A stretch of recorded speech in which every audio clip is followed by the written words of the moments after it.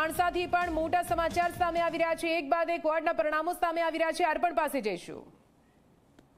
સ્થાનિક સ્વરાજ્યની ચૂંટણી માટે આજે મતગણતરી છે અને પરિણામ આવવાના પણ શરૂઆત થઈ ગયા છે।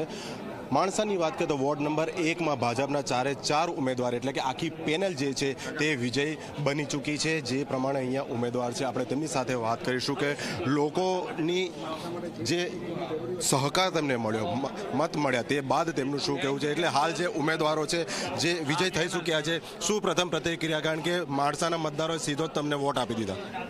ભારતીય જનતા પાર્ટી સરસ બધા કામ કર્યા છે, એ પ્રમાણે એમને માણસાની જનતાએ સરસ સપોર્ટ કર્યો, અમે જંગીમતથી વિજય બનાવ્યા 4000 પેનલ। બેન, તમારી શું પ્રતિક્રિયા? હજી તો પરિણામ આવવાની શરૂઆત થઈ ગઈ અને 4 ઉમેદવાર પહેલી જ વારમાં જીતી ગયા।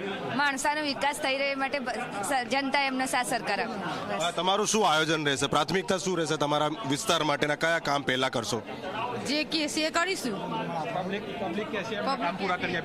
શું અપેક્ષા હતી લોકોની, શું પૂરા કરશો તમે? અપેક્ષા તો સાહેબ કઈ બાકી રાખી નથી, પણ અપેક્ષા જે બી નાની મોટી હશે એ પૂરી કરી આપીશું અમે, એવી ખાતરી લઈએ છીએ। તો કેન્દ્રીય ગૃહમંત્રી અમિત શાહનો મત વિસ્તાર ગાંધીનગર લોકસભામાં આવતી આ માણસા નગરપાલિકા છે અને પરિણામ આવવાની શરૂઆત થઈ તે સાથે જ વોર્ડ નંબર 1માં 4 ભાજપના જે ઉમેદવાર છે તે વિજય થઈ ચૂક્યા છે અને તેઓ લોકોના પ્રાથમિક વિકાસના જે કામોની અપેક્ષા છે તેને પૂરા કરશે તેવો દાવો કરી રહ્યા છે। માણસાથી કેમેરા પર્સન મુકેશ ચૌહાણ સાથે અર્પણ કાયદાવાલા, ઝી મીડિયા। અમદાવાદની ઘાટોડિયા